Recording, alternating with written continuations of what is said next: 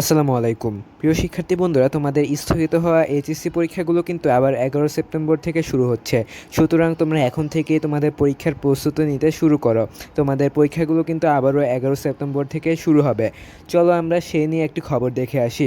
সেখানে বলা হয়েছে ঢাকা স্থগিত হওয়া এইচএসসি ও সমমানের পরীক্ষার রুটিন প্রকাশ করা হয়েছে। রুটিন অনুযায়ী পরীক্ষা শুরু হবে 11 সেপ্টেম্বর। বৃহস্পতিবার 15 আগস্ট আন্তঃশিক্ষা বোর্ড থেকে সূচি প্রকাশ করা হয়েছে। স্থগিত তত্ত্বীয় পরীক্ষাসমূহ আগামী 11 সেপ্টেম্বর থেকে 8 অক্টোবর এবং ব্যবহারিক পরীক্ষাসমূহ 15 থেকে 23 অক্টোবর পর্যন্ত অনুষ্ঠিত হবে।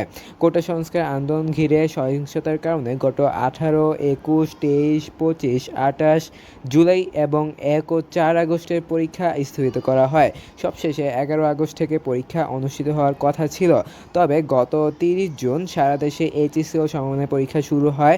এবার পরীক্ষার্থী 14,50,790 জন।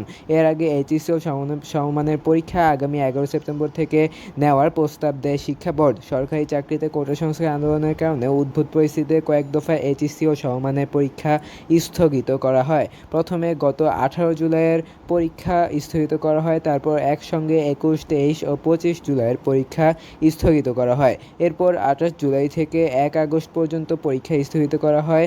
পরে সিদ্ধান্ত হয় 11 আগস্ট থেকে নতুন সময়সূচিতে এইচএসসি ও সমমানের পরীক্ষা নেওয়া হবে।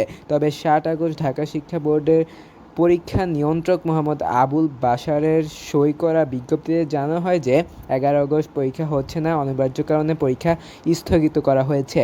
শিক্ষা বোর্ডের একটি সূত্র বলেছিল যে প্রধানমন্ত্রী পদ থেকে শেখ হাসিনার পদত্যাগ ও দেশ ছাড়ার পর বিভিন্ন এলাকায় থানায় হওয়া হামলায় প্রশ্নপত্র রাখা ট্যাঙ্ক ক্ষতিগ্রস্ত হয়, এজন্য তোমাদের পরীক্ষাগুলো স্থগিত করা হয়েছিল।